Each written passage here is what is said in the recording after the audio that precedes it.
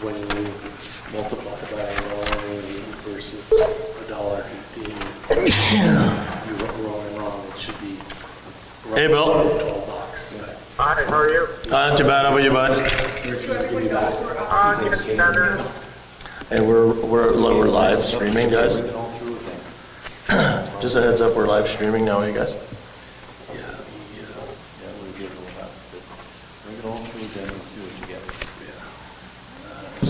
I left defeated.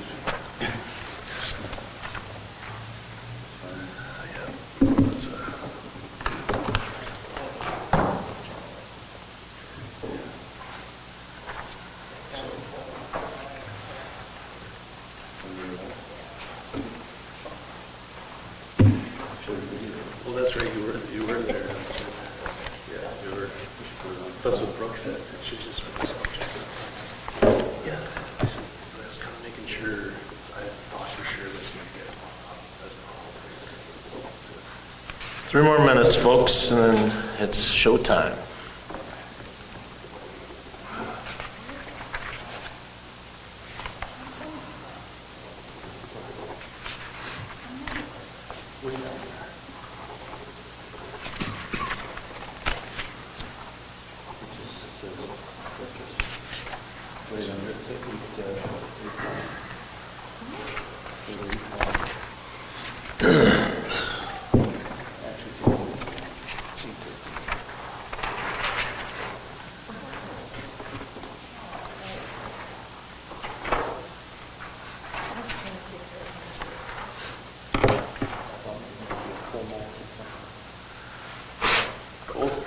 Hey? Cold? Yeah, just got it last night. We still take you at the high school if you're sick. Oh, they tried to call me. They tried to call me for Thursday, Friday, and I said I'm away.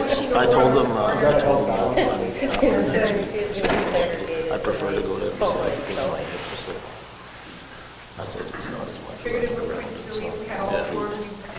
So I'm booked 3 or 4 days. Not as early as you were for the last meeting. Yeah.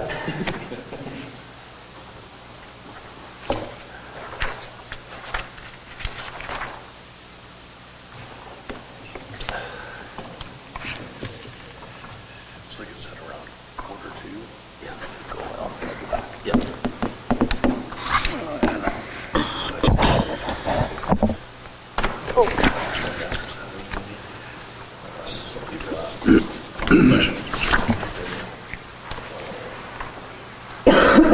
Excuse me.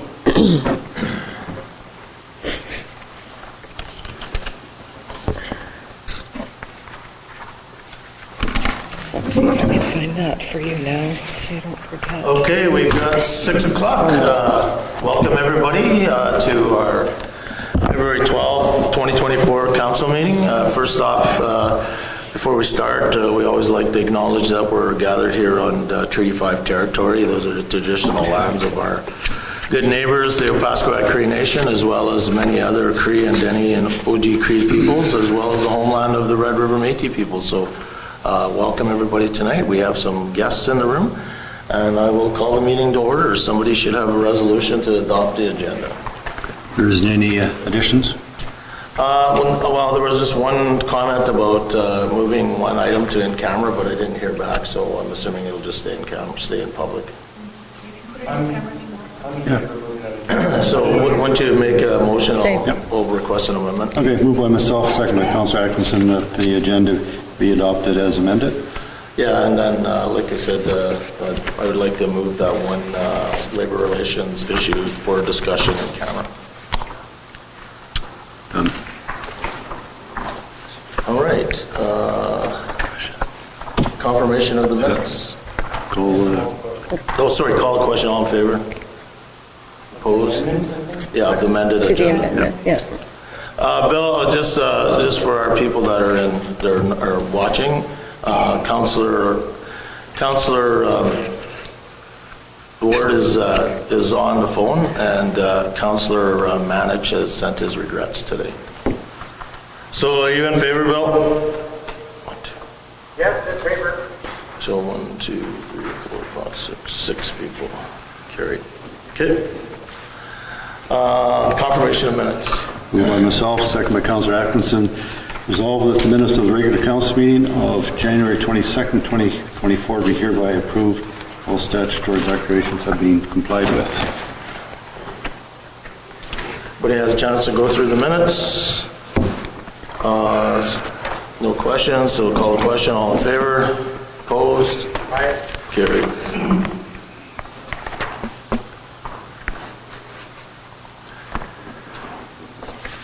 Alrighty, recognition period. We always like to start off our meetings doing recognizing some of the good things that are happening in our community. So pass it around to councillors. Councillor Atkinson. I have a quick one. Last week, there were some potholes that were filled on the south end of town, just coming in, and it was fantastic to have those potholes filled, and I'm pretty grateful for it because I hit one a couple times, so thanks guys for doing that. Anything, I know there was a lot of activity this weekend, a lot of volunteers. Yeah, tons of stuff going on sports-wise. The high school JV girls tournament, we had 2 teams from MBCI participated in the tournament. They both did well. They had our senior girls team went away to Swan River. They came back and they won that tournament. And the JV boys went down south. Supposed to be a full tournament. Some things happened. They stopped in the Maple Offer game and played 2 others. And they did well. Our curling team went to provincials. They did well. Came up short there in the last game, but good showing. They went 1-3. Was their record. And since we're talking about the school, big shout out to the Paw Family Resource Center. They applied through a grant through, I don't forget the organization they applied through, but they donated the high school 21 laptops last week, so at $1,000 per laptop, $21,000. Oh, wow. When things are That's great. scarce for technology-wise and money to keep up with it, it was a great addition to our depleting laptop carts. So I'm hoping that maybe they have some left over that they can throw our way as well. But excellent donation there, and well received. So it was great. That's great. Yeah. You have anything, Councillor? Well, I'm just going to give a bit of a preemptive shout out for Trappers Festival. Yeah. It's coming up in a couple of days. I haven't been on that board. As you would know, Mayor Murphy, the 6 weeks leading up to it are pretty crazy. So the work that they've been putting in over the last couple of months especially is tremendous. Unfortunately, the dog races aren't going this year. I know that was a tough call for the Kinsmen, but otherwise I hope everybody's able to get out and enjoy the festival this year. Yeah, there's still lots of other things to do out there. So, there's, I'm sure, and that crew doesn't get any smaller because the dog races are running. I know that there's a lot of people putting in a lot of hours. I just had a couple of things, just about a couple of good organizations in our community. Attended a couple of AGMs this past week for the Chamber of Commerce. Lots of good discussion there, great board. There's, I believe, maybe one spot still open there that they were looking for somebody to join.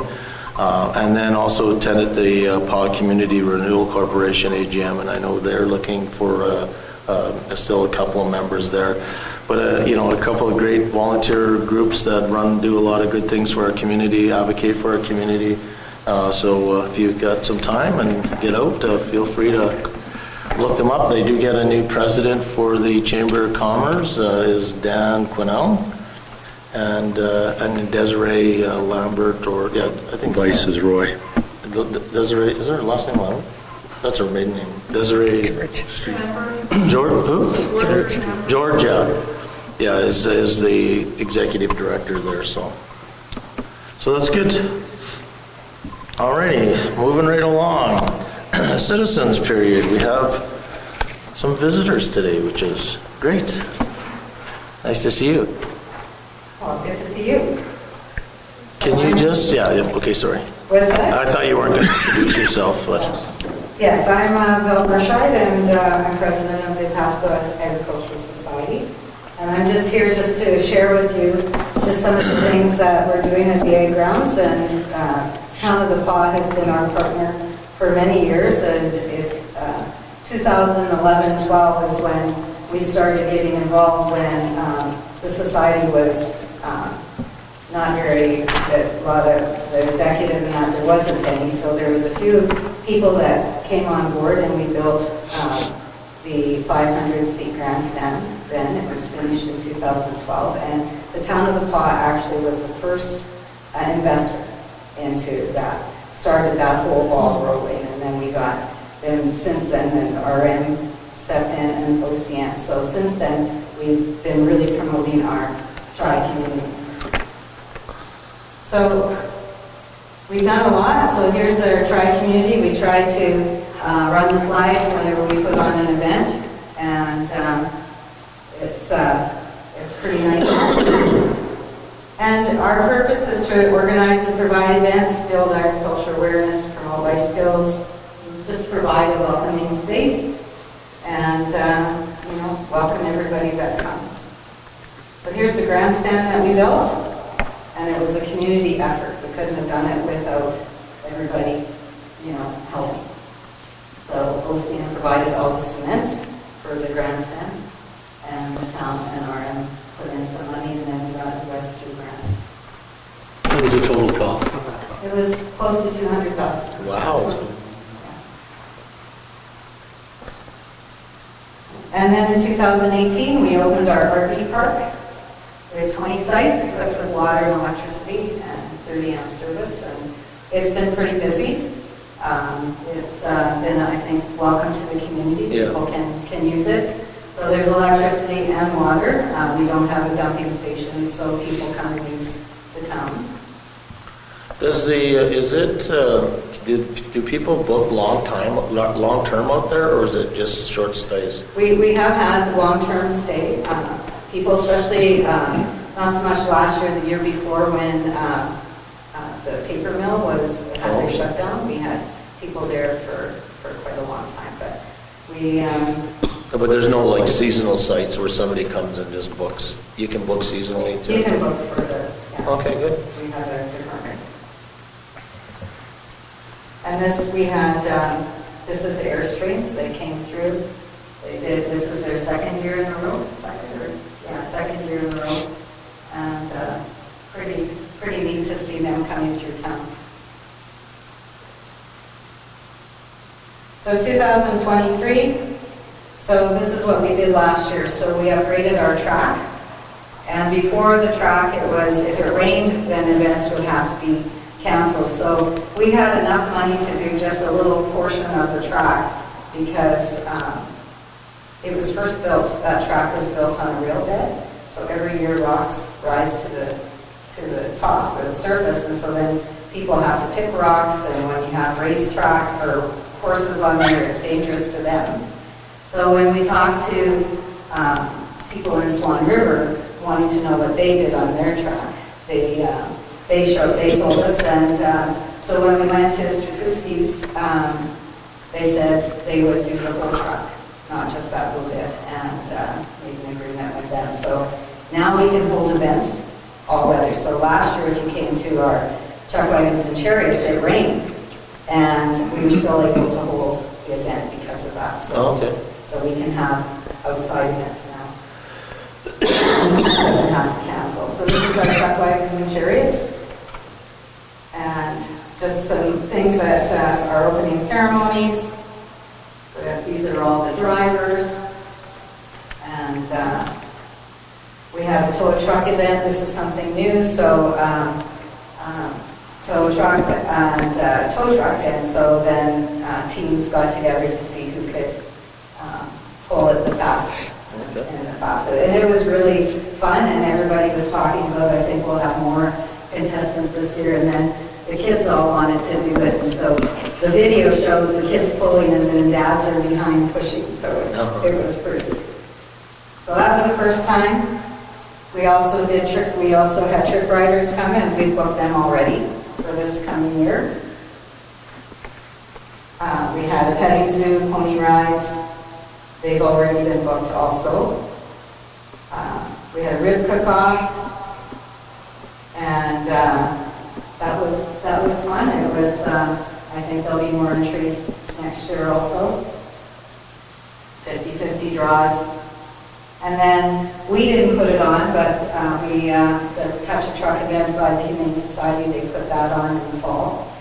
And then, this was during the thing, this was during our Chuck Wagons and Chariots, we had a redneck challenge where people could compete, doing things like carrying a pail of water through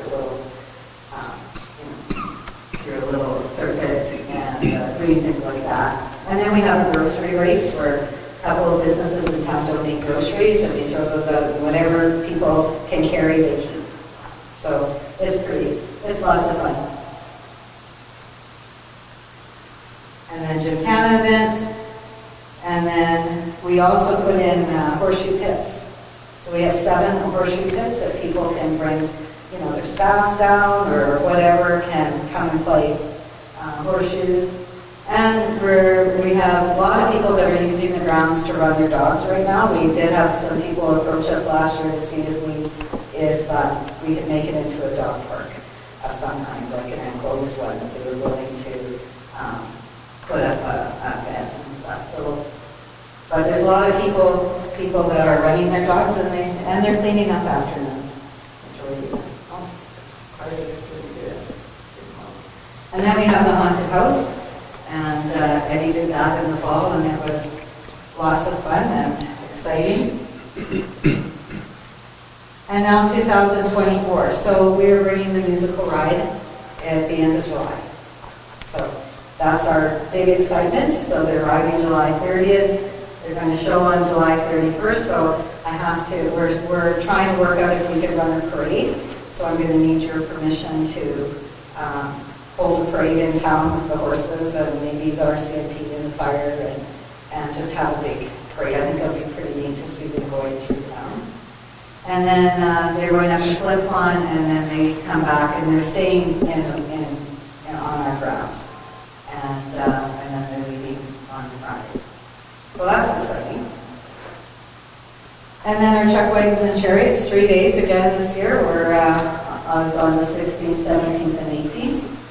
And the town has always been very supportive of us. And we bring quite a few people into town. This year there was people from Saskatchewan and Northern Manitoba.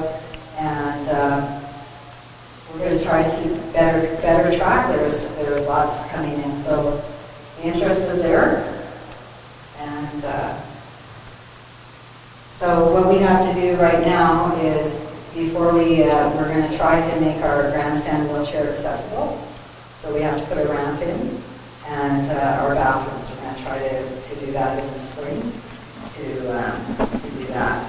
So the wheelchair ramp isn't quite like this. It'll be about 40 feet. It's around $10,000. I'm assuming you guys are applying for those grants that We're are applying right for now, grants, yeah. But they're hard to get, right? So, and then that. So we've also looked at trying to bring in the Indigenous relay, and but it's gone up. The first year that I was talking is very popular. I don't know if anybody's ever looked at that, where you have 3 horses and 1 rider. So he jumps on a horse bareback, goes around the track, jumps off that one, jumps on another one, goes around. It's really exciting. But the first year they were going to come up and do just show us how it was done. And that was going to cost about $10,000. Last year, now, because they're wanted everywhere, it's about $50,000. Wow. So it's sort of out of our league, but something that we could maybe someday look at doing something a little similar. We'll get you 3 horses, Jim. Yeah. And we're looking at maybe bringing in a full rodeo this year. We've been talking to one person right now that he has that weekend open, so we're still trying to figure out how we can do it, but that will make it bigger. What's a full rodeo? That's bucking broncos, the bulls, Okay. calf roping, Yep. all of that. Okay. So that's about $50,000. The Chuck Wagons and Chariots itself, around $45,000 it costs. Yeah. The town steps up. Like, you can't say enough about businesses and supporting us. And you can see when you come in, when we first started, we sell banners and that, and we started with a few, and last year the whole arena inside was covered with banners. So for the chuck wagons, the cost you say is 40,000? Well, the whole event cost us about 45 last year. That's with the trick riders and the, yeah, Okay. And that includes prize money? that includes all the prize money.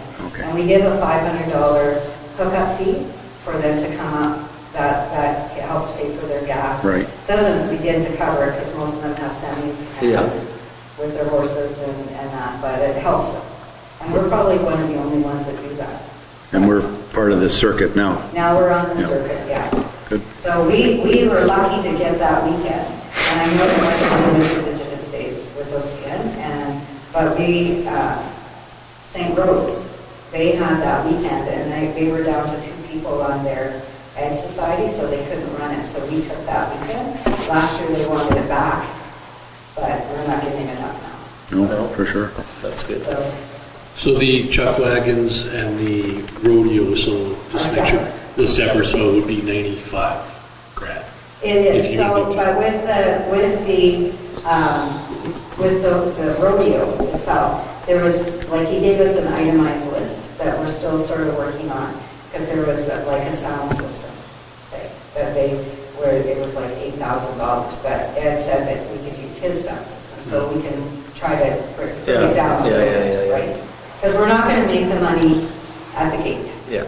It won't cover what we have to, we have to bring on a lot of people to pay that kind. Yeah. And so a rodeo would be like Saturday, Sunday, or just? It would be Saturday, Sunday. We start the races on Friday night, and then everything else starts Saturday, Sunday. So our Friday night is a little bit, we do a few different things Yeah. that night. Okay. But, the rodeo would be the Saturday, Sunday.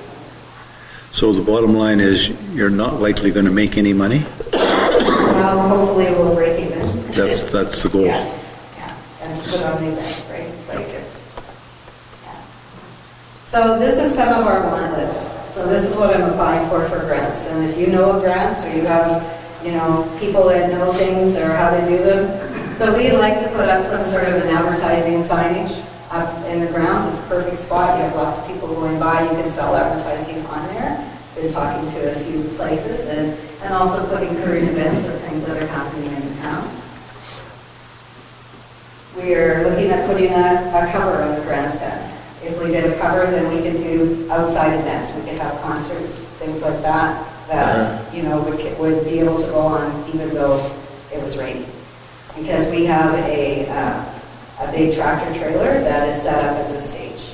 You see that tractor trailer on the grounds? It's been converted into a stage that you can just pull it in front of the grandstand and have your entertainers and then pull them off. So it's all covered. But this is probably a couple $100,000. Yeah.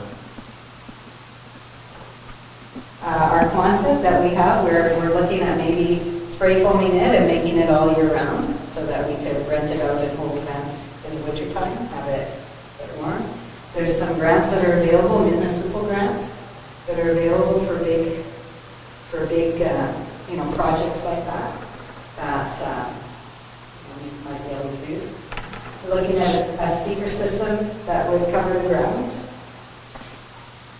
put music on and that. Our canteen was damaged when it was flooded in 2017, so we tried to make it work, but it's hard. Like the ground, we've had to replace boards because they were rotten and everything. I think this building is, I don't know how old it is, but that's one thing we'd like to do. And if we could, the plans are to put up a nice building and then have a canteen, but maybe have some place for like a little museum to keep some of the history for agriculture and have a meeting room for around 100 people and tourist information we could have there and, offices to rent. We looked at putting a Quonset outside. We put up tents every year, but if we had an open air Yeah, that would be Quonset. nice.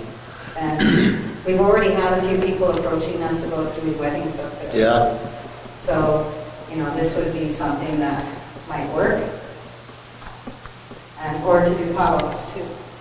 Playground, we're going to be adding a few more pieces this year. We got a grant through the Moffat family, so we'll be adding a few more pieces and just keep on building with our playground.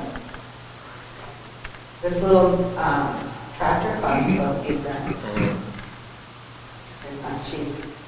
So we're looking at maybe applying for a green team. And I know the town, you guys have green team too? That's closing right away, isn't it? March, beginning of March is Yeah. the last day. But we're looking at, because we could do a couple, Can you apply for Green Team on your own?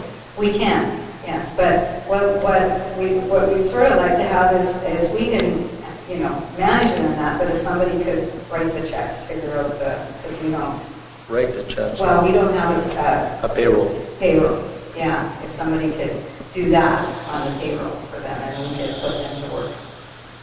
And,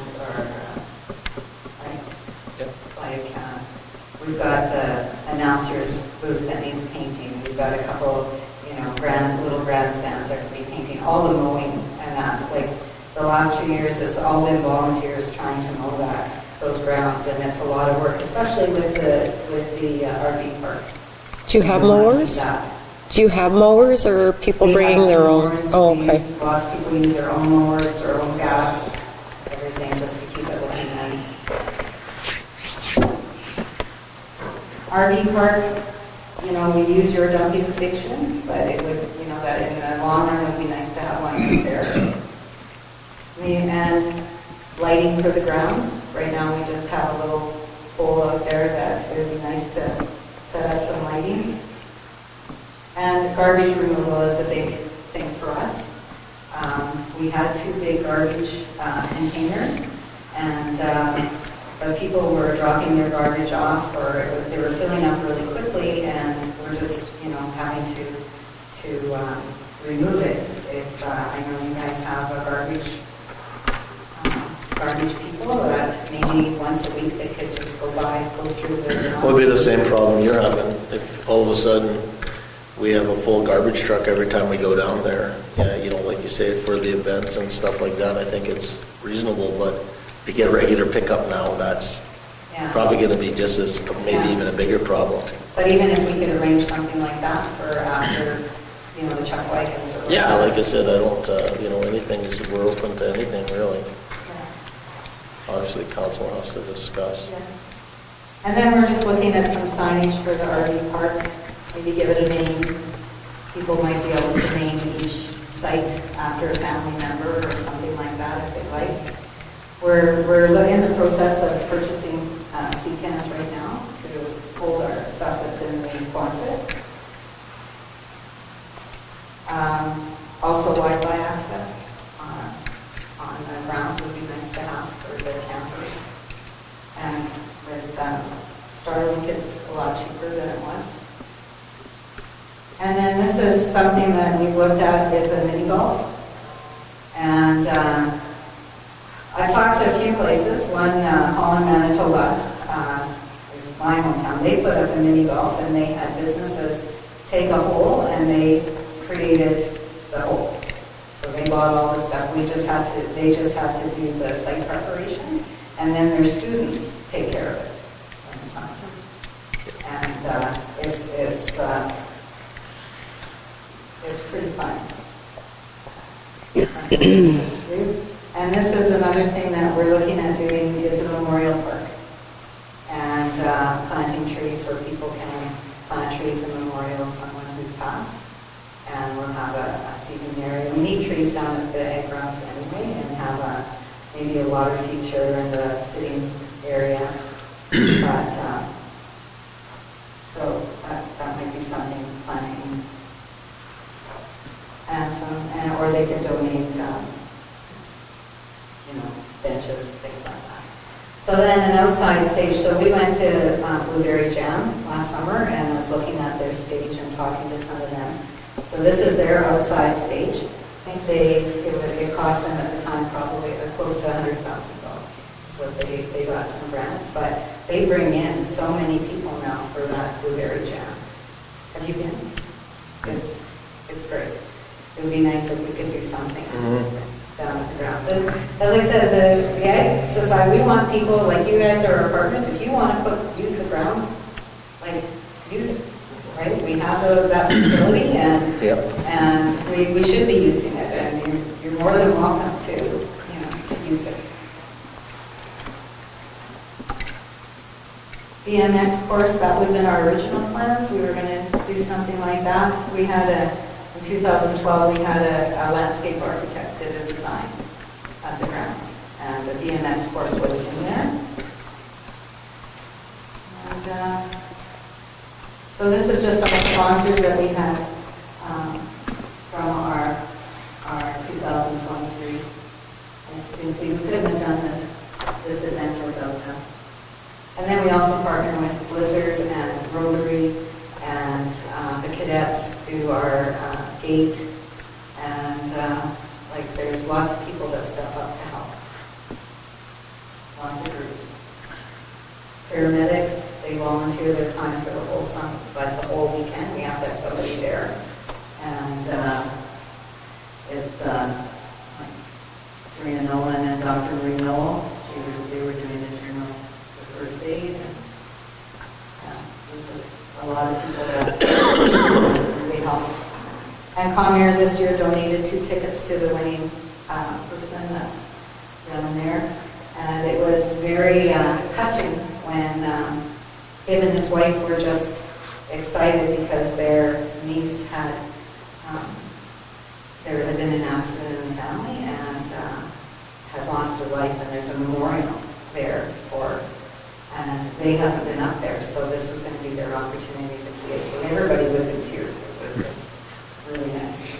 So Comair came on last year, so every year we keep on adding.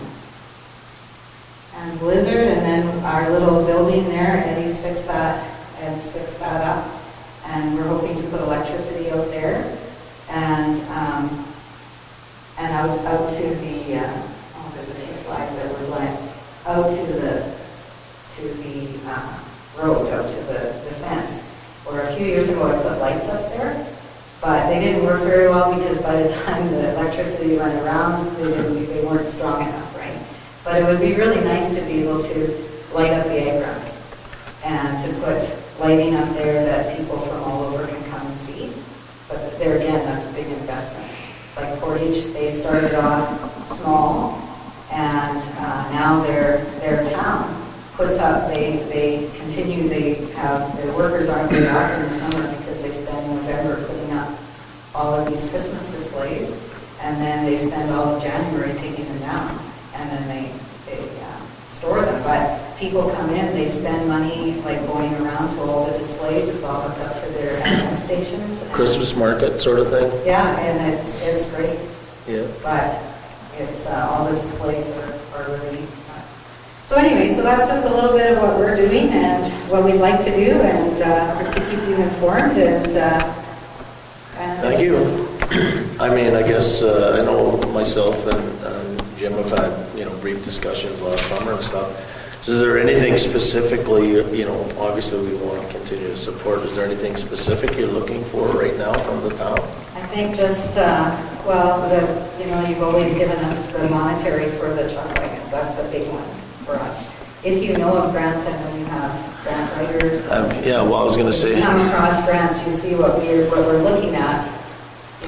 Well, I think you should touch bases with the CDC. I mean, there's a lot of things that are aligned with that maybe Jonathan can help with around the tourism front. Yeah. Have we received a letter from the Ag Society regarding what their request is for this year?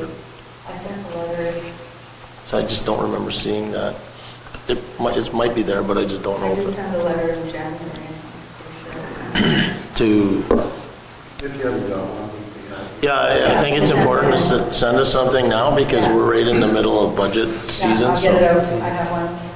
Yeah. And then Minister Simard is here this week, Wednesday, so he's the Minister of Culture, Sport, Tourism, all that sort of good stuff. So Wednesday he'll be at opening ceremonies. If you're around opening ceremonies, make sure that you make contact with him because... Put a plug in for us? Oh, we will. Yeah, we will.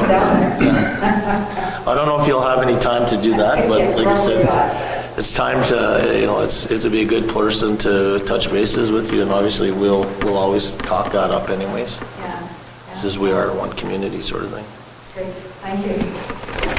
Your social media and website, that sort of thing, feel free to market the organization and the RV park, because I know lots of people connect to the town on the phone, and then they go to connect to the RV park, and so if you can promote that on the website, that would be good. With the addition of the rodeo this year, like, I think it's a little bit of a bold step. When we started this, the investment that we had from the community was really instrumental in getting it off the ground. And the first year we did that, we didn't need red paint. We felt it was successful. Well, over the last couple of years, the momentum's rising, and I think it's now time to take that next step. And I think we're quite confident, and I think, with the partners in the community, I think we're able to do it. So I think we may approach this still with bigger groups, something to keep in mind. But that outdoor event that One puts on, town council put $100,000 into the initial investment, and that thing runs. And I'd love to see that happen. Val touched on that in the presentation, but I'd love to see that investment happen. Because you could pick a weekend, and it would be a corn and apple fest, and there was some music in there, people parking with their RVs down the grounds, and, so, but it's going to take that initial investment from somebody or partners to take a little, each take a little bite out of this, and, but I think that would be good. So. Yep. And there's a lot of talent in this town that we don't even realize. No, that's good. So just to close up, so yeah, if you could send us something in writing for a request, as for the RV park and stuff, same thing. If you can forward sort of what the details are, I don't see any reason why that can't be put out on our social media and stuff like that. It's an important thing for our community, so it's not like it's competing with any of our businesses or stuff like that. It supplements our community, so. Yeah, though, that'd be great, and then I'm sure we'll be talking more. Thank you. Thank you guys for coming. Yeah, thanks That's a good presentation. Alrighty.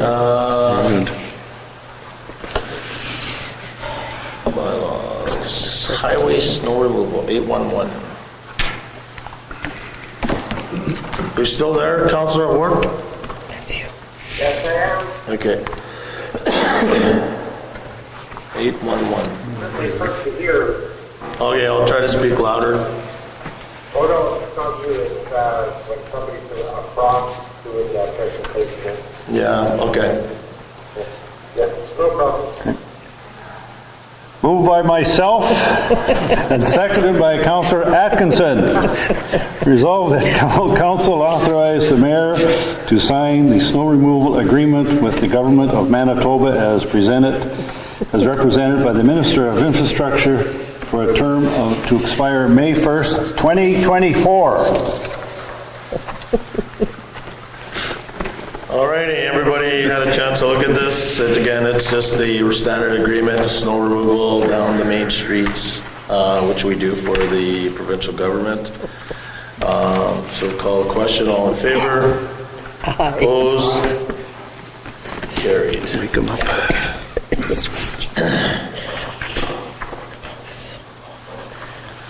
Okay, 813. Or sorry, no, business owner change, 812. Resolution number 2024-023, moved by myself, second by Councillor Hopper. Whereas the town signed an agreement with Secure Energy to manage and operate the entire process associated with the acceptance, treatment, and release of contaminated soil at the town landfill. And whereas KBL Environmental has bought out Secure Energy, and all agreements must be transferred under the new ownership in order to facilitate the transition. Therefore, be it resolved, the council authorized the mayor to sign the assignment and novation agreement with Secure Energy and KBL Environmental Limited. Again, we were already in business with these people. It's just a change in ownership.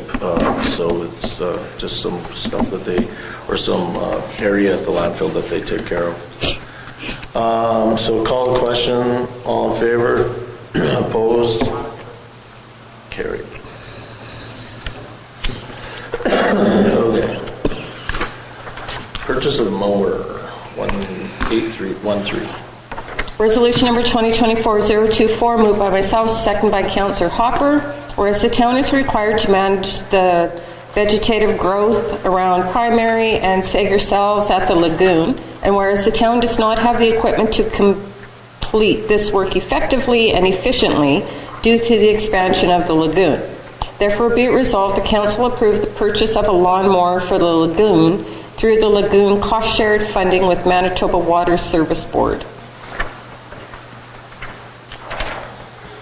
So new lawnmower for out there. Question? What's the cost? We talked about that the last meeting, Councillor. I'll tell you I right don't now. remember being brought up. Yeah, no, it was brought up. I'll just grab it here. So it's cost shared with, We had money left over from the lagoon project update, and I believe they had it to get a little bit of money from the town to just supplement it. There was money in the reserves for it. is this a pull mower or, you know? what is it? It's, I don't think so. It's a I think mower. it's like a No, riding it bigger goes like in the mower. cells. Oh, okay, okay. Do you want to provide some little bit of additional information on this mower to Councillor Hopper? Yeah, we'll just pull up the issue sheet. Yeah.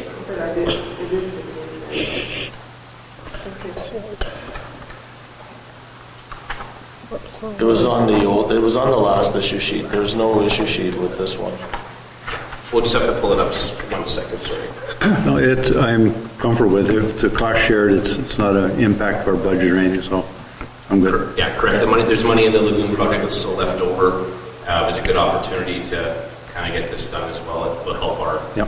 forces on the green team side for the parks as well. So there's Okay, a multiple use for it for sure. Good. Okay. Okay, call any further questions? So call a question. All in favor? Opposed? Carried. All right. Tandem truck. Resolution number 2024-25, moved by myself, second by Councillor Hopper. Whereas the town put out a tender for the purchase of a tandem gravel truck, and whereas several bids were received and reviewed. Therefore, be it resolved, the council accept the bid from Commercial Truck Equipment Co. in the amount of $240,000 plus taxes for the purchase of a 2024 Freightliner tandem gravel truck. I do have some questions with regards to this. When you look at your cost comparison, I guess, or am I talking to you guys? Yeah, we can come up front if you prefer. Sure.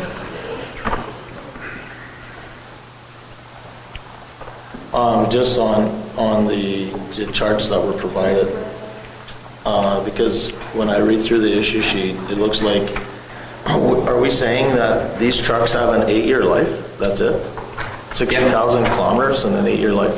So when we were looking at, we created some charts based on our existing units that we had in stock that went from the time we bought the unit, and we looked at sort of the maintenance costs leading up to the truck.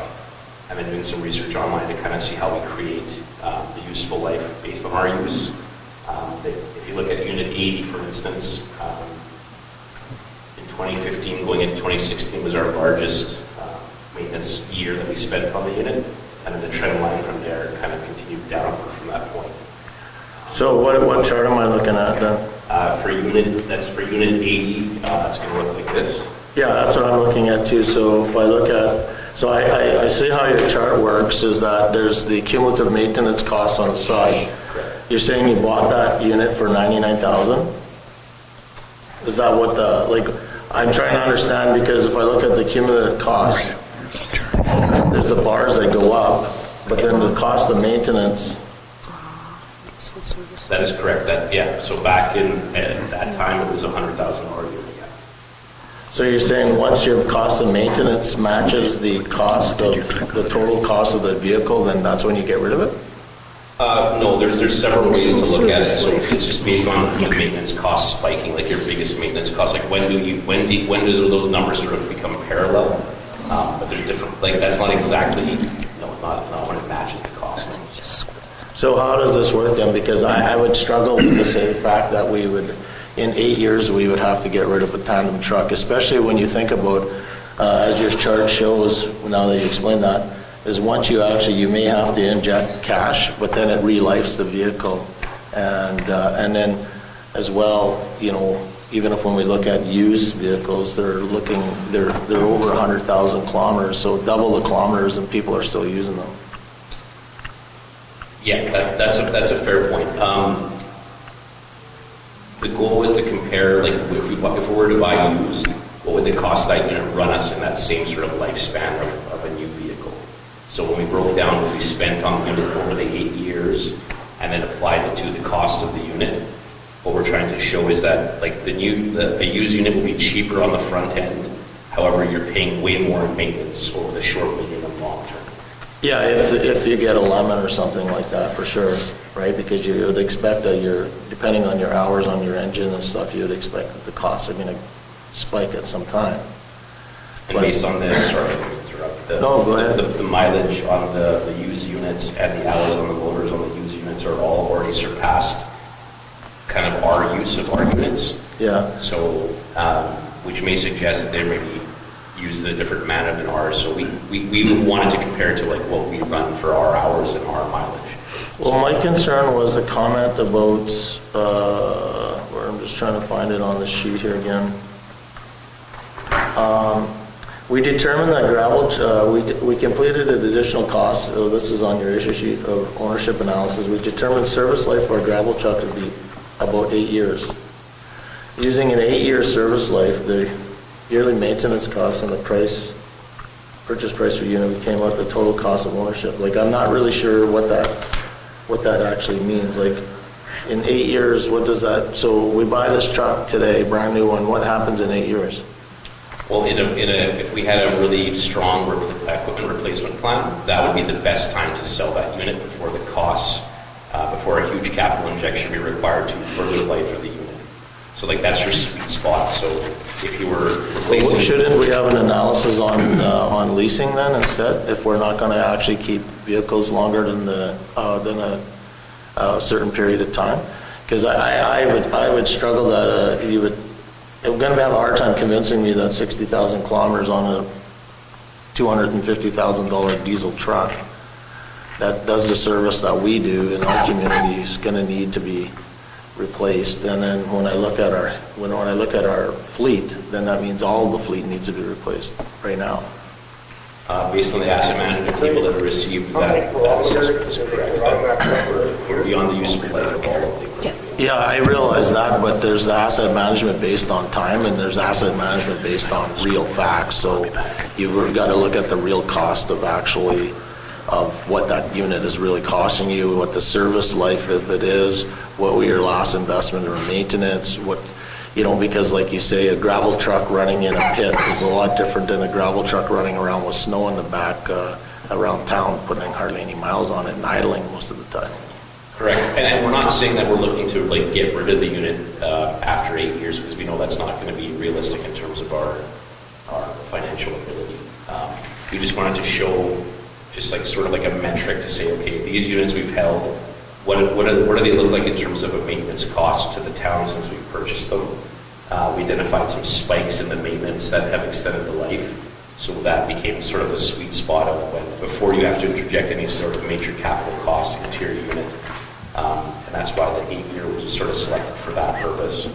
And sorry, go ahead. No, and then to work backwards into like, you seem to kind of, I think you follow the rest of what we're doing after that point, so.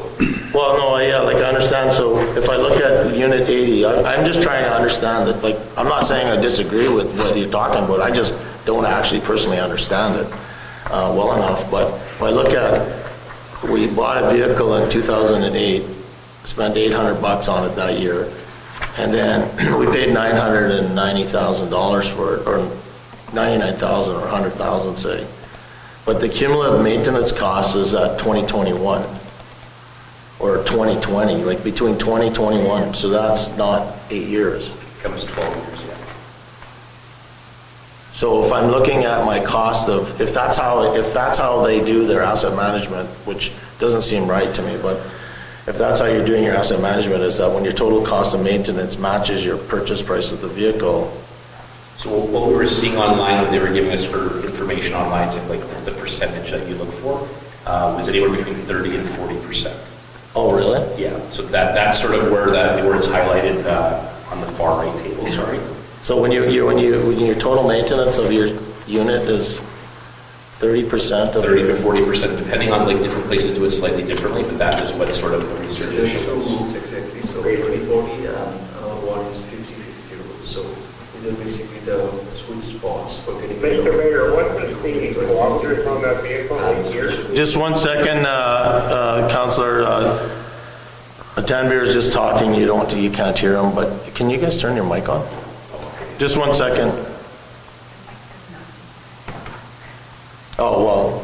Well then, hey Jen, can you bring this over to him then or something, so they can hear, or that one there? Here's one here.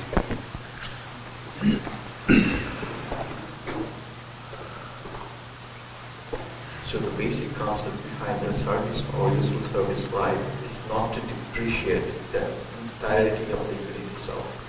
We still living some sort of life to it, and then we can actually reclaim some of the lives. For example, at 8 years, the unit will be at that position where we can essentially resell it, Yeah. or just purchase a new one for us and sort of give that on the side. So that's the sweet spot that we're talking about. It's not the end of life, because we are not depreciating the unit in total. You can still recover some equity at that point. Yeah. Okay. No, that's. So how much equity do you estimate you could recover? That's suggesting that we're going to actually sell. We didn't look into it at that point beyond, but that's the maximum value still, but I don't know the exact number of what it would be at that point. We're not, our equipment replacement is not at that point where we're turning over vehicles at that level that we probably should be. But there's more work to be done on that with the CFO to kind of get to those turnover rates. Would it be helpful to have some sort of cost comparison on leasing fleets of vehicles so that we don't ever actually own anything? We looked into some leasing, like for the Vector, for instance, and those numbers didn't make sense at all for the Vector. What was that, Councillor? Go ahead. Well, it's just the number of kilometers that go on these vehicles. These vehicles are like used compared to commercial trucks. Like, how many kilometers would be on that truck in 8 years? Not many. We are currently sitting at 155 to 164,000 kilometers roughly, depending on the unit. In 8 years? No, more than 8 years, like almost 15 years. Oh, 80 and 60, sorry, 80,000 and 60,000 in 8 years. So anybody that buys one of those trucks in private industry gets 300,000 miles out of them in that period of time. So, like, it's a lot of money on a vehicle that gets limited use. I find it a lot of money. Maybe Mayor Murphy's right about checking on leasing, because private industry gets 300,000 miles out of it without any problem. So I don't know. I don't disagree with that. We need to replace a unit here that's costing, it's a 1993 Ford that seems to be, killing us. But I do, and I'm not disagreeing with the recommendation. I'm just trying to understand the logic, Councillor, so that, we're not sitting here next year and thinking that automatically we're replacing vehicles at 60,000 kilometers or 70,000 kilometers. I would ask BOLA if we could have a lease analysis done by a company, not just us, but, get Canoe or somebody to come in and identify our fleet, and companies could potentially save you in the long run if you have good enough maintenance history that you're saying that the cost of these units are really going to actually spike.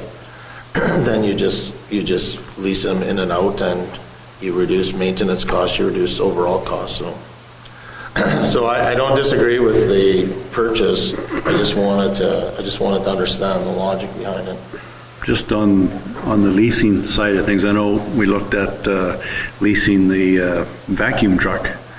And based on that one example, leasing would be out of the question versus purchase.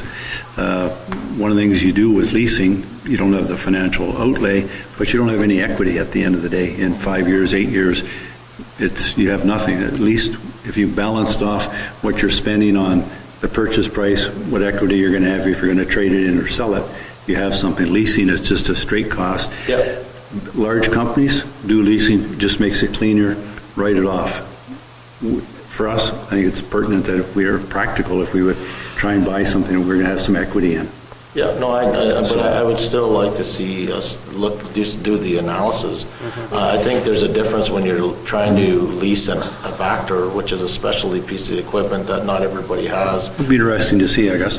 Is there the trucking fleet is it should be a pretty easy exercise to call somebody like, give them their trucks and call somebody like Freightliner or go through Canoe and just ask Canoe what the sort of costs are. If our costs are a certain amount, then we can at least have that discussion. Is there a time factor on this? They may not hold the price, beyond a certain point. They may want to revisit their price they've given us, so we'd have to speak with them in terms of that. So we're not sure about that, actually. So far we believe they're going to hold the price, but I don't know if that changes if too much time passes by.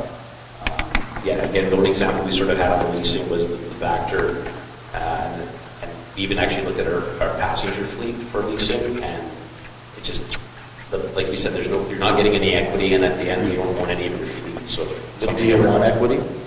Do you want equity? I don't know. That's a good question. I mean, you're going to always have those trucks. You're always going to need a gravel truck.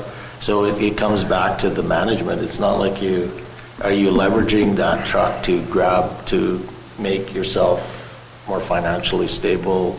Like, it's one of those things. Also, it depends on the terms of your lease. I'm sure that you can work your lease into having certain terms where you can continue to own it instead of at the end of your lease if you change your mind. But at this point, I would support the purchase as is. Yeah.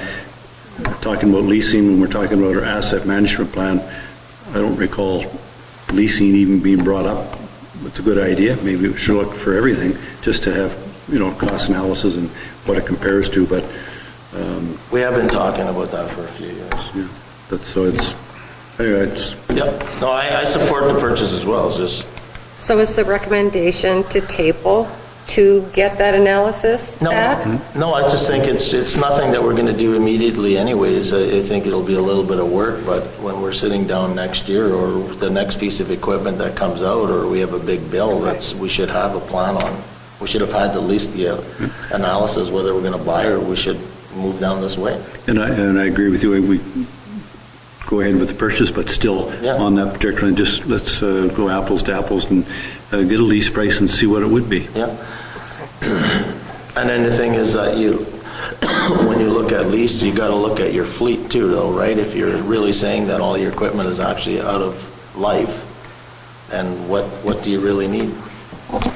Okay, so any further questions on that? Any further questions, Bill or Councillor Ward? No, it's just, I think the leasing option is probably the answer. Yeah, well, I like I said, I'm not sure, but. Okay, call a question, all in favor? Opposed? Aye. You're in favor or opposed? I'm opposed. Okay. 4, 1.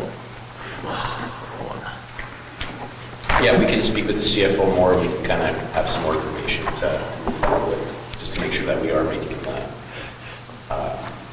better, well-rounded decisions on it. Yeah, and, you know, I compliment you all the background you've given us, this and the stats and everything. That's good. Thank you. It's good information.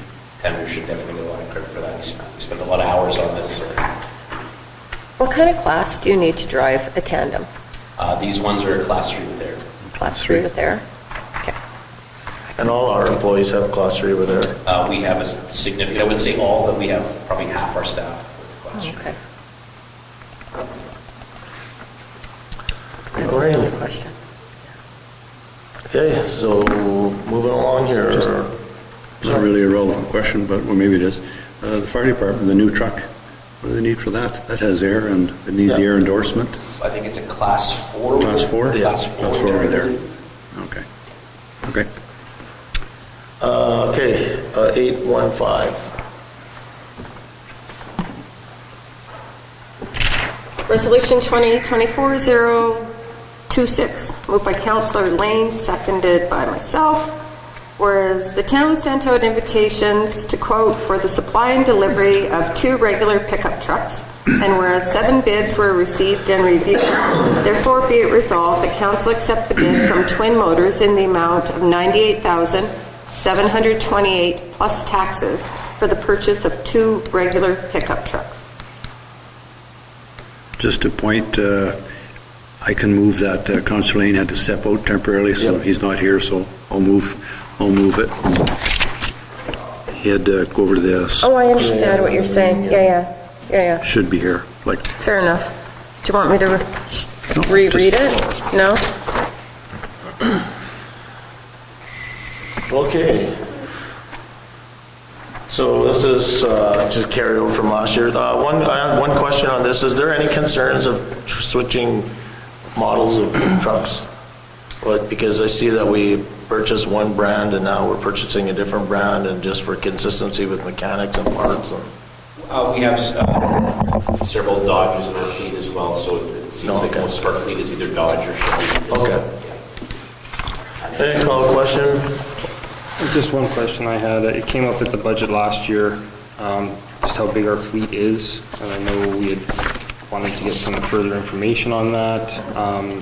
I don't recall it ever coming forward. Is there anything coming about the size of our fleet and how many we actually need, kilometers on them, all that?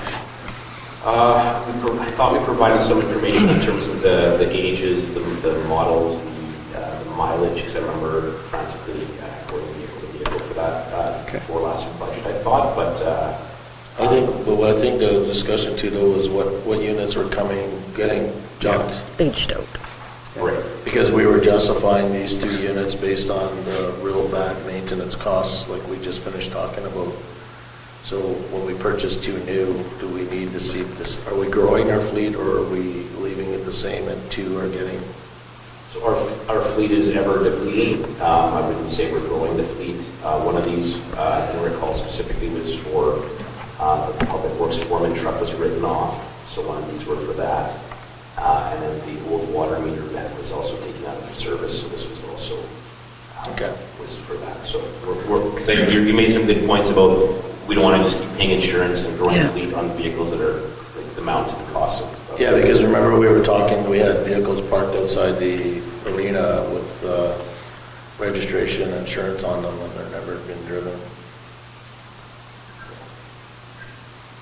So the replacement of the Public Works truck, the old foreman truck, and the old water meter van. Okay. Call the question. All in favor? Aye. 5, no opposed. Carried. When will you see these here? They're both in town, ready to go. They just have to get the headache racks installed and the CB radios, so it should be a fairly quick turnaround. Correct. Good. for the white, White? General operating deficit. 831. Moved by Councillor Hopper, seconded by myself, whereas there was an operating deficit in the amount of $217,131 for the 2022 tax year. Therefore, be it resolved, the council authorize this deficit be applied against the general operating surplus.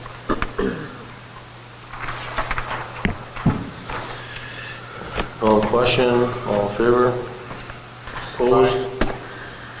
Carried. Okay. Payrolls and accounts. Resolution number 2024-028, moved by Councillor Hopper, seconded by Councillor Atkinson. Resolved that council authorize the following accounts. Pay period number 2 in the amount of $120,999.87. Pay period number 3 in the amount of $109,599.75. General checks number General check number 30767 to 30838 in the amount of $320,324.55, and EFTs in the amount of $188,066.51. Okay, call the question. Everybody had a chance to look at the check registry. Any questions with that? Seeing none, call the question. All in favor? Anybody opposed? Okay. All righty. Where are we at? 3. Hey? 3-3. 3-3.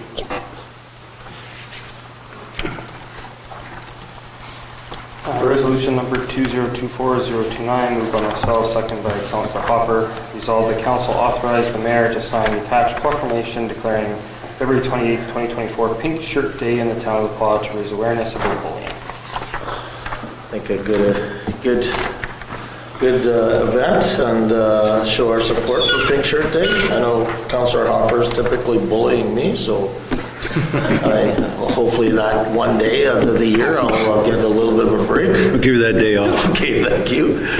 So no, this is, like I said, it's a great thing. It does raise awareness to, some of the stuff that happens around discrimination and harassment and stuff. So I think it's great to support that. So with that, call the question. All in favor? Opposed? Aye. Carried.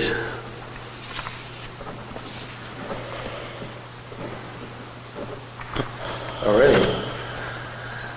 Same thing. Next one.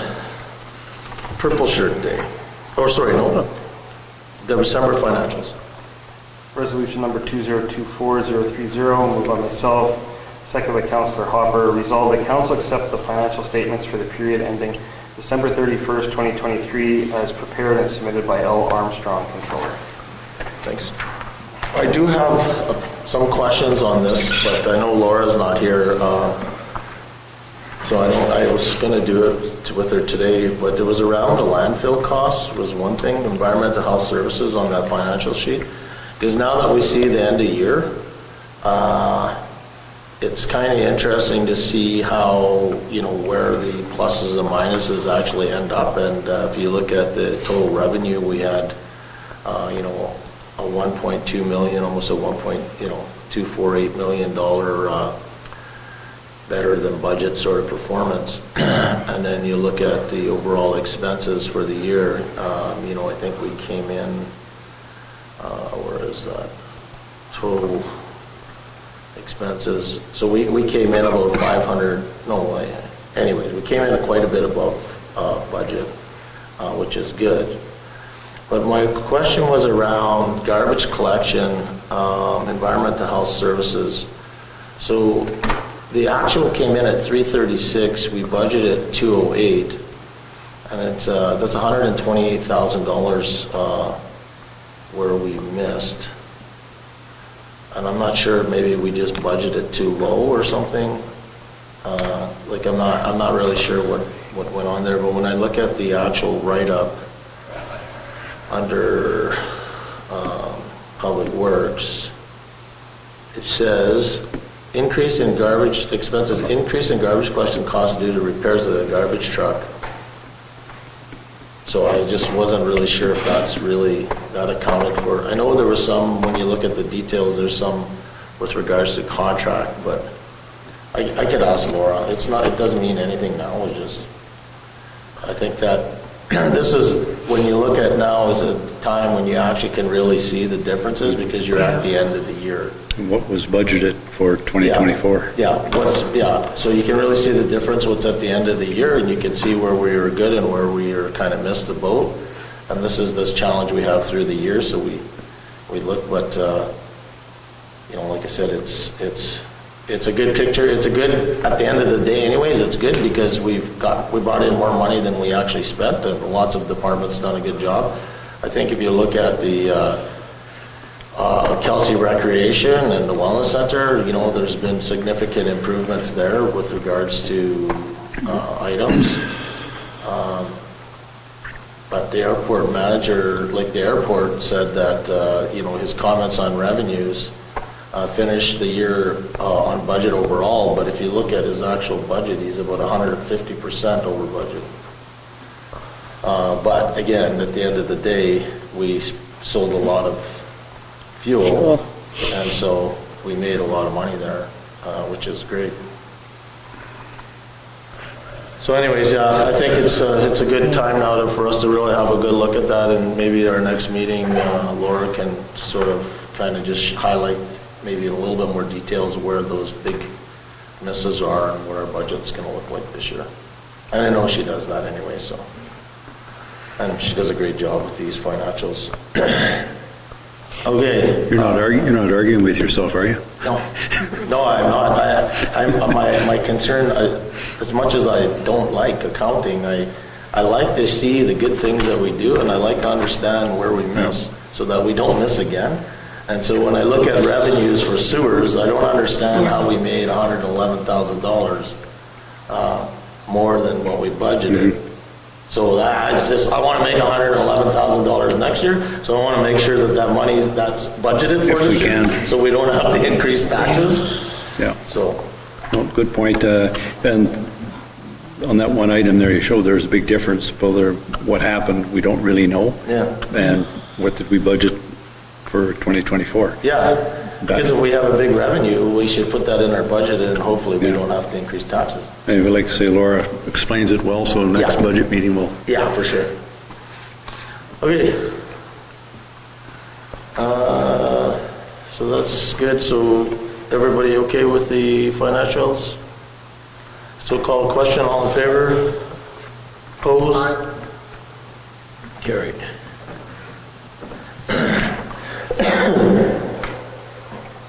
Okay. Purple day. Resolution number 2024-031, moved by myself, second by Councilor Hopper. Resolved that council authorize the mayor to sign the attached proclamation declaring March 26, 2024 Purple Day in the town of Ottawa to raise awareness about epilepsy. Gotta love it.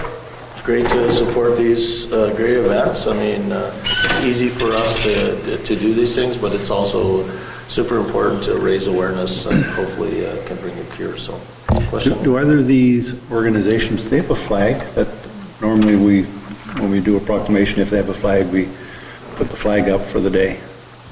Yeah, that's a good point. I don't know if they do or not, but if they do, tell them to bring us a flag. Okay, call question. All in favor? Opposed? Aye. Carried.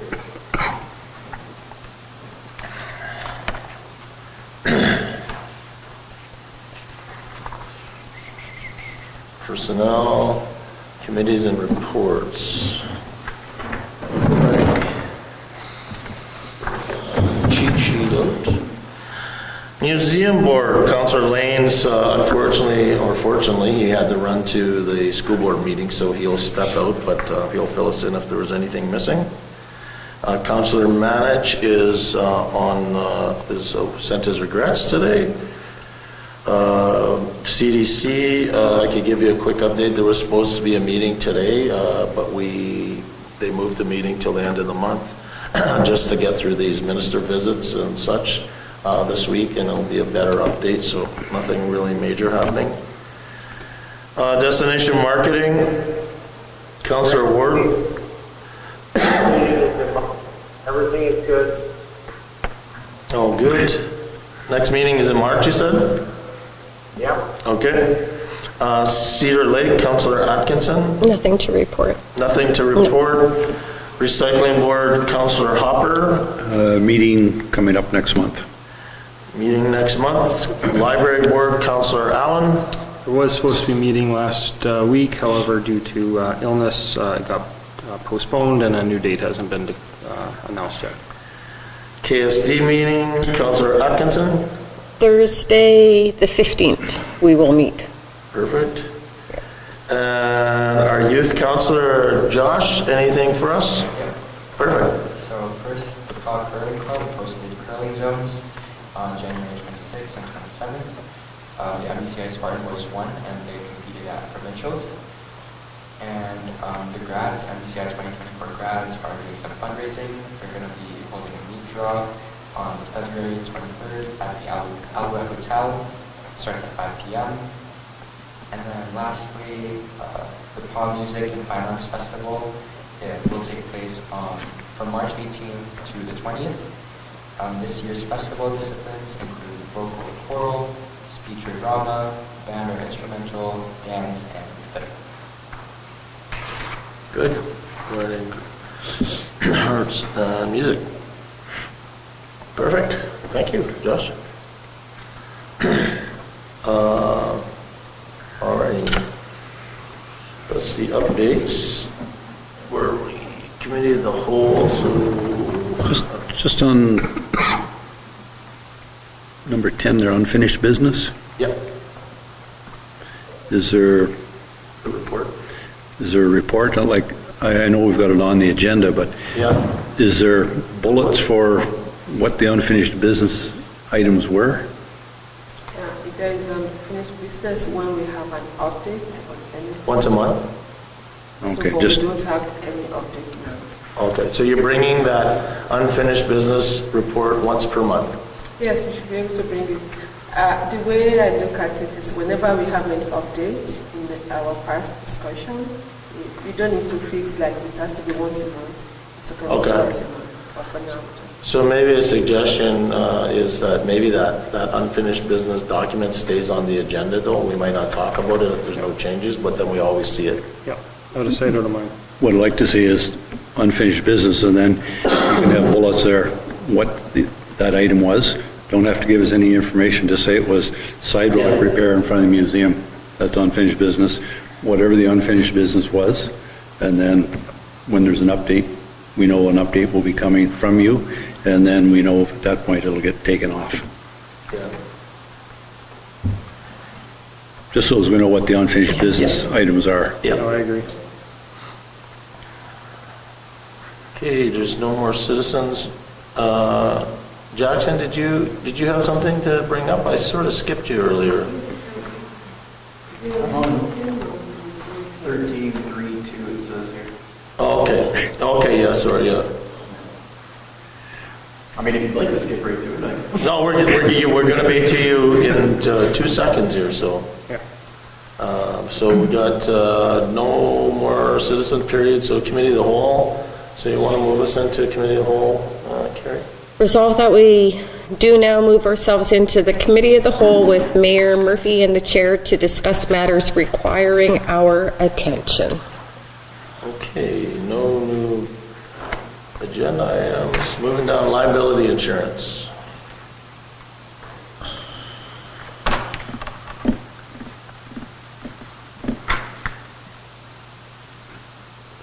Somebody going to explain what Yes, they found? this liability insurance is about the question that was asked regarding the skipping bell. Like if somebody gets hurt in the property, who is going to be liable? We would be liable. Yep. So we contacted the insurance company, and this is what we have from them. So they gave us the proof, what they are the prevention, what are those things that we can do, and that is why she's presenting this. So. Well, I think you had more of the question, Trent, right? Or Councilor? Well, yeah, I think I brought it up at the last meeting, just asking for clarification, and this is providing clarification that basically we're the ones that are gonna have the bill land on if something were to happen. Well, again, I have a little bit of experience with that, like, as long as we do everything that's reasonably practical for us, if we're negligent, then yeah, we're gonna be in a lot more liability issue. But we can always, what I think this is saying is no matter what happens, you could always be named, but it also says that if you do the right things, you're just being responsible. Yeah, mitigate all possible things and, yeah. You know, so somebody can gonna get sued. always sue you. So we okay with that information now? Where are we at with handing off this Skip EL to whoever actually owns the thing? I think Jen asked, and this liability issue is not only for the skipping hill, Yeah. for the landfill as well. Yeah. So what happens if somebody just go there and something happened and fell down and cannot stand up again? So what happened? Who pays for that? So we try to ask the same insurance company questions, so they advise us on what to do. With the signage, she recommended cameras and other things.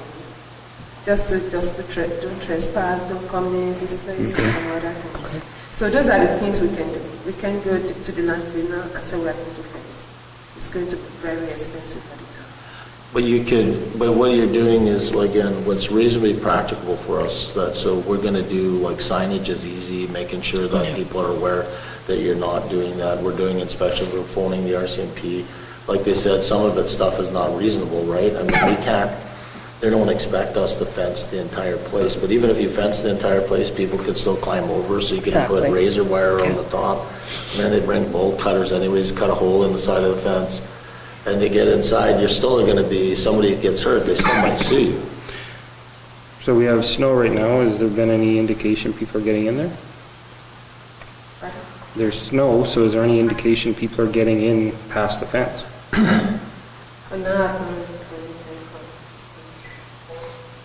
Has that been investigated?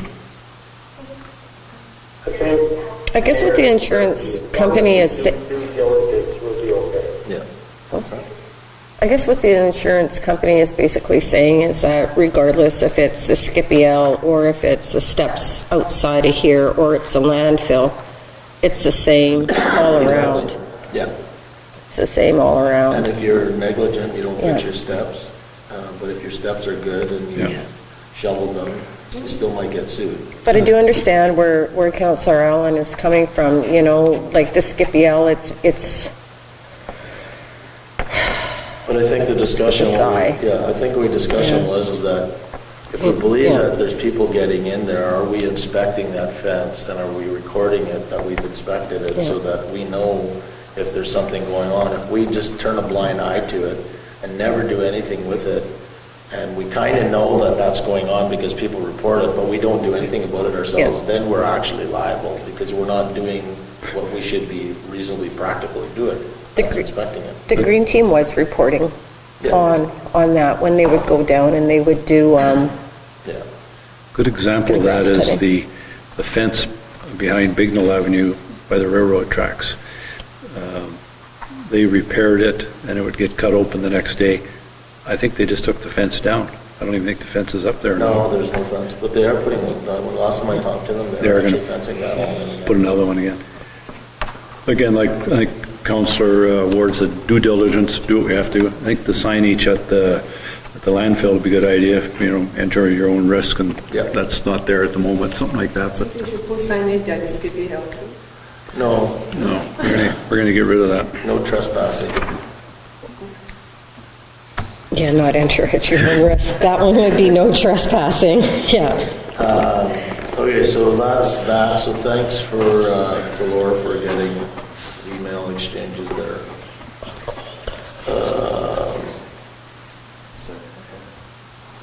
I'm just looking here, okay, now you're up there, Mr. Jackson.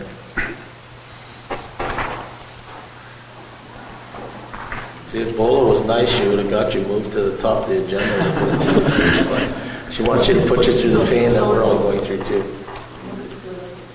I'll hold it down for a second. Okay, yeah, so the previous director, basically the background is that the previous director had applied under the ACSC Special Initiatives Program for a $25,000 grant to have architectural drawings of the museum done, just to redesign the interior, and more than that.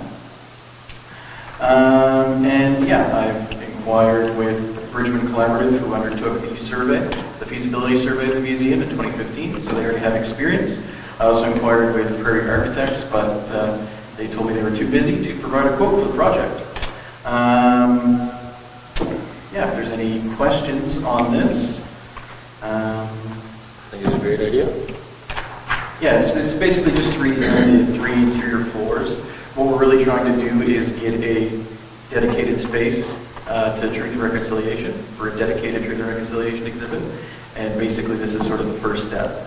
So once we have the plans, then we can move forward with applying to other grants for capital projects and that kind of thing to really start the process. Perfect. And that's an exhibit that would stay.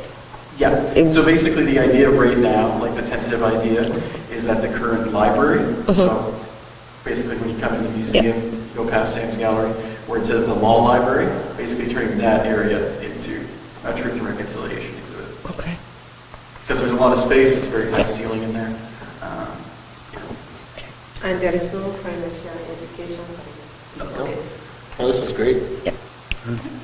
Thank you. We look forward to doing whatever we need to do to support you. Okay, perfect. Thank you.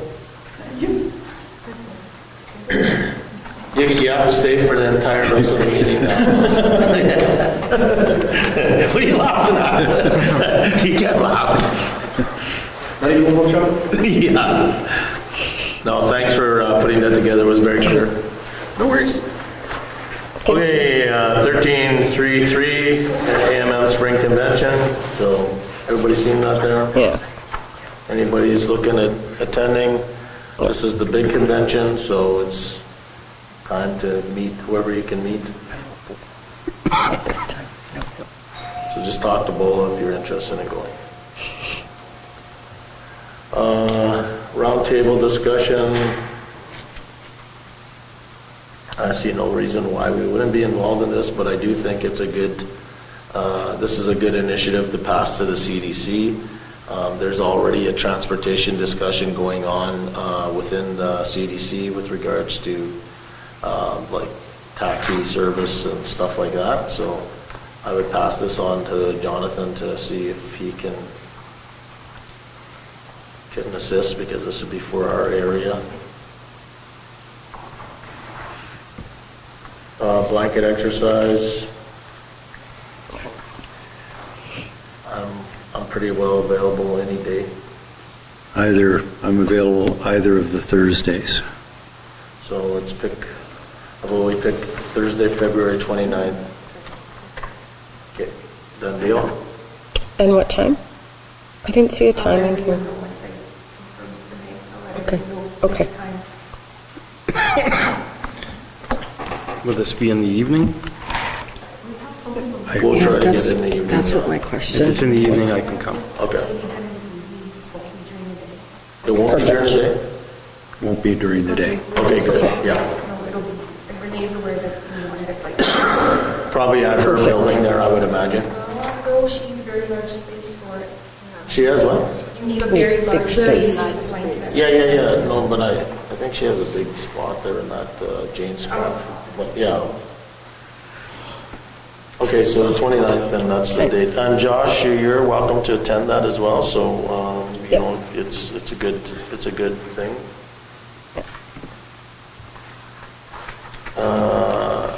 Non-union compensation policy. Sorry, can you just go back to that just for a second? Sorry. Is it all right if I invite the RM? Yeah. Okay. Yeah, for sure. She says the more the better. Yeah, no, for sure. That would be great.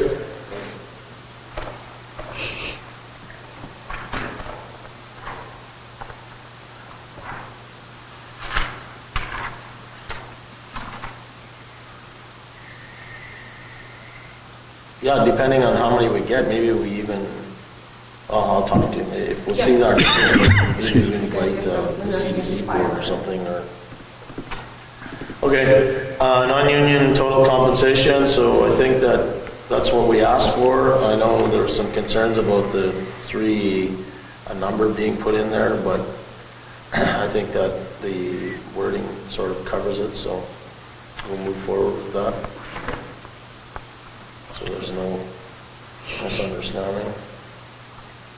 Laura has a good point, but I don't think it'll hurt either to not have it in there.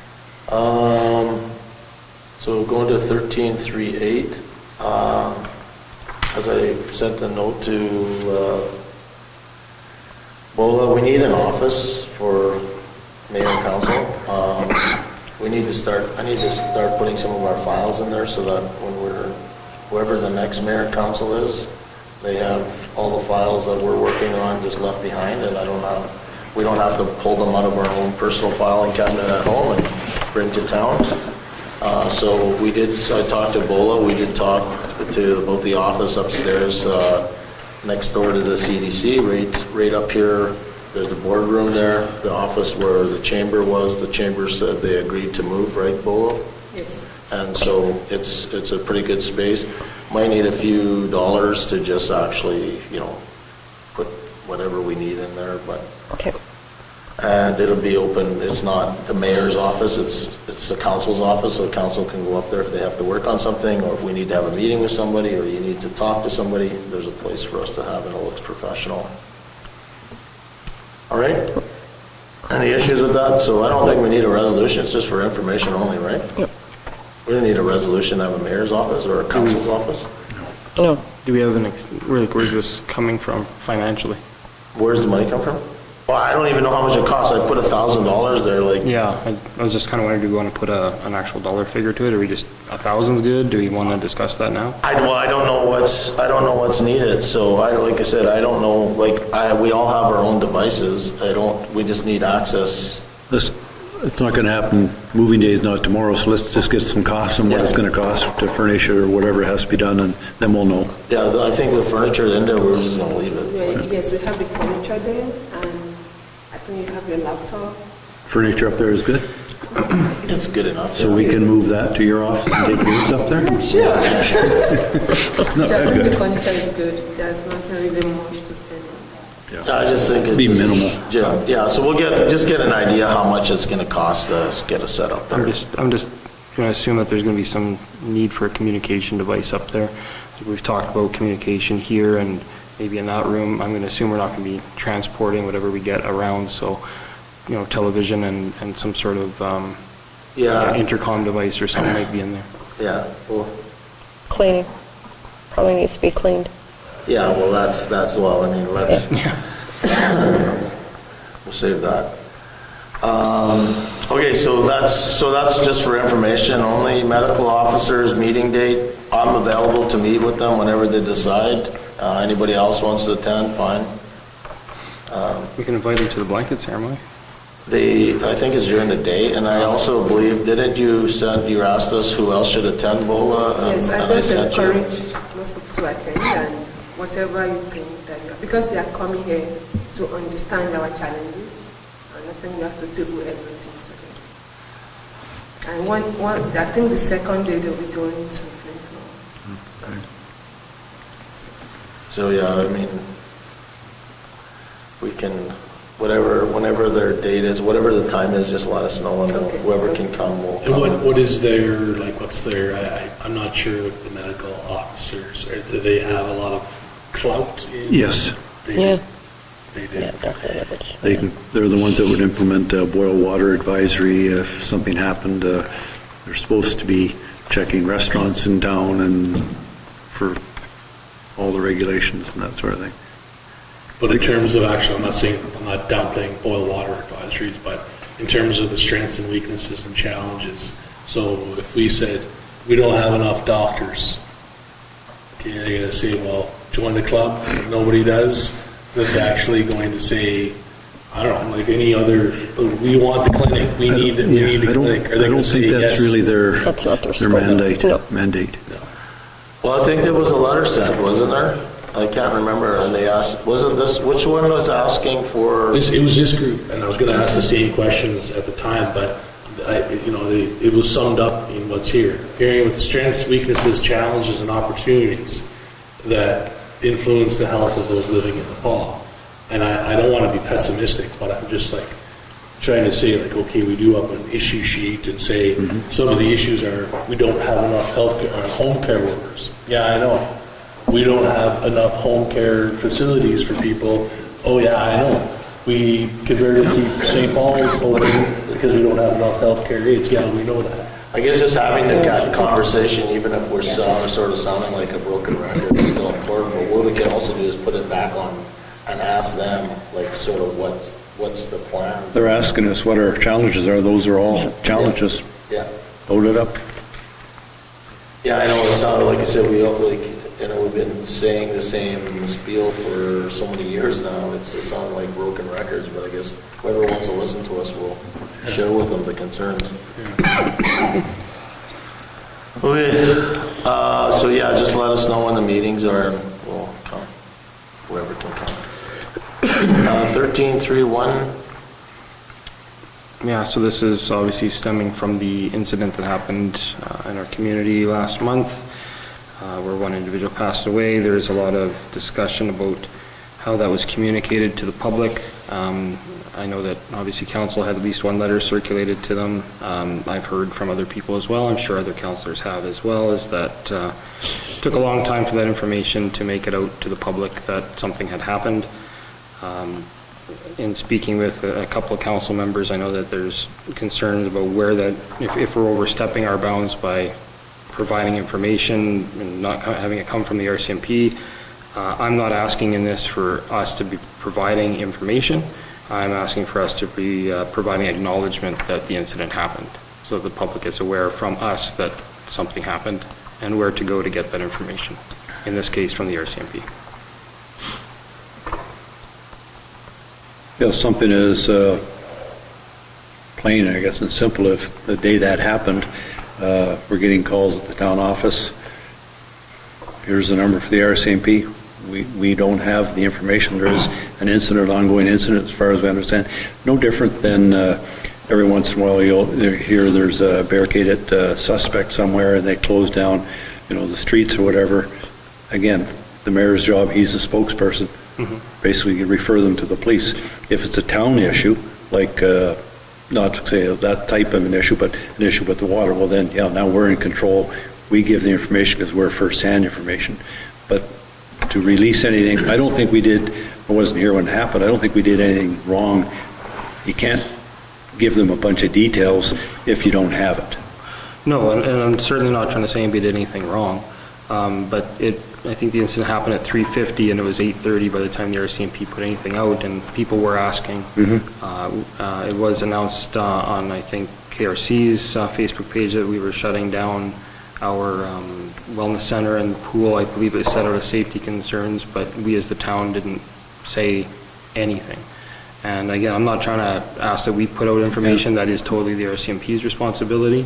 But just simply to say that there is a safety concern, please go to the RCMP website or whatever for information would be, I think, helpful for our citizens.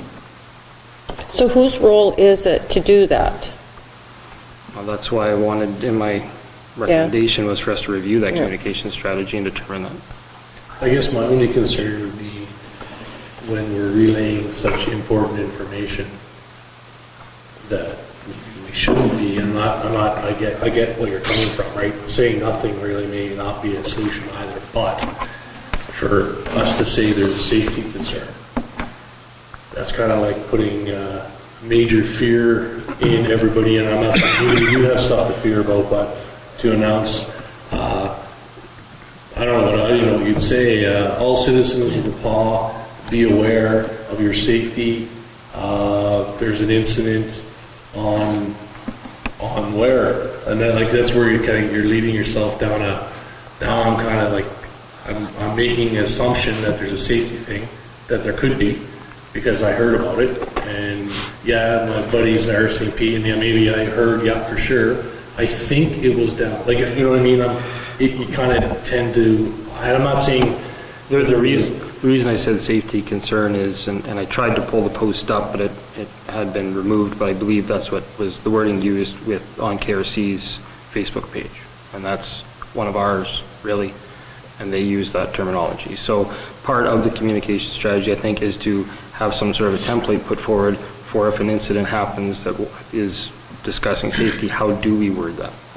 So that we're coming Well, forward with uniform. Yeah, like what's the communication stream? Like, so we make a significant announcement by our staff or whoever, and they're doing, you're making the best decision or the best communication with the information they have on hand, which is fine. But where does it, should it stop at that point, or should others be involved in the discussion? Because I think that day there was a big confusion, there's things happening.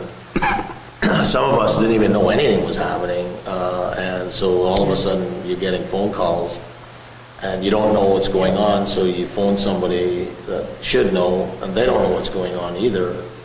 So, I guess that's sort of the thing, if there's going to be some significant event out there that the town does, then maybe there needs to be like a communication message out to say, hey guys, this is what's happening, just to give you a heads up. I would bring that up in next meeting with the RCMP and just say, okay, what do you want? What is our role in this? If it was a major fire in town, we're in fire department, we're in control. We release the information and that sort of thing.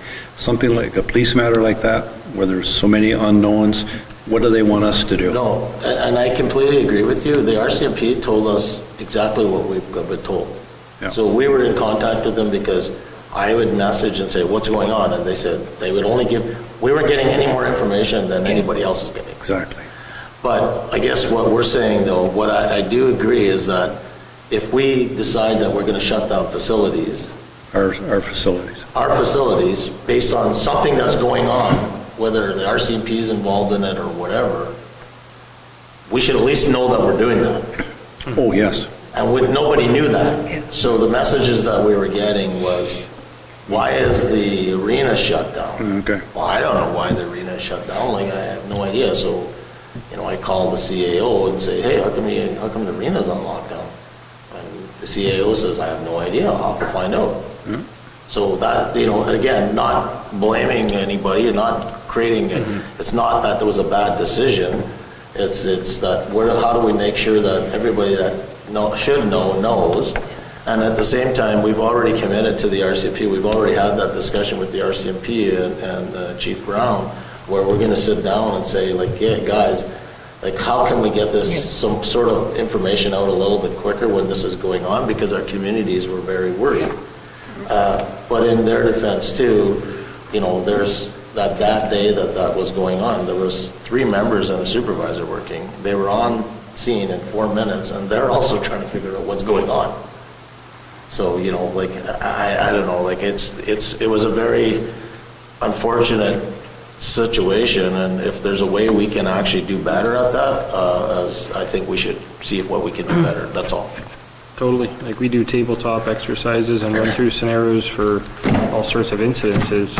It wouldn't take much to do a run through on how to get out information on an incident like this in the future. Yeah, no, I completely agree, but we rely on that source coming from the right people, and if they have, so we will continue down that road, and we just need to refresh our communication policy to make sure that internally as well. Internally, that's the part that causes concern. When you're getting called or CEO is getting called, why is something shut down? You don't know, and that's not where you want to be. Yeah. So we are reviewing Does not that information come from the CAO, like the manager or somebody called the CAO first, the CAO makes that decision? No, I don't know. Like, it depends. If it's an urgent situation, Councillor, I would think that you want to have that. You want to give your employees that authority to do what they think is right at the time. So I don't believe there was any issue there. No. But the concern is that after that decision's made, there has to be some communication upwards to let everybody know what's going on. So whoever does that, regardless of who it is, would just say, due to certain circumstances, the imposed pay to wage for RCMP notification, and you can leave it at 10. Yeah, like you said, it's an internal discussion, so I think it'll be on our agenda as a follow-up anyway, so we'll continue to sort of work our way through that, so. I think when we ask the RCMP next time they're here, whatever their answer is for when they release stuff, or how they release it, and what threshold it's, then we put that on our website Yeah. and advertise it. Because I think everybody wants information right now, like yesterday, and, again, I'm not blaming anybody either, but if we start making decisions, and then we release people off out of our building, but meanwhile, there is no threat here, we're actually releasing people, telling them to leave, and they might be going to where the potential unsafe area is. And again, and then if we're going to close one building, why aren't we closing all of the buildings? If we're going to tell some workers to stay home, then everybody should, it just leads into, causes that kind of panic, and then people want to know even more information. Yeah. So more to come on that for sure. I guess the follow-up is, for BOLA is that, we need to look at that communication policy and make sure that internally it's effective. And then we'll talk to the RCMP about this, kind of what Councillor Hopper and Councillor Lane mentioned, to make sure that we're communicating the right way. We're communicating the right message, and then they've already committed to talk to us about that, so. Okay, so that's all we had that was not in regular, so we're going to in camera for a couple of minutes. We may have some decisions that come out of this, so if people want to stay tuned, if we can get the cameras back up and running, we'll have some decisions. So resolve that we now ourselves in the entire portion of the whole for the chair discussion matters required.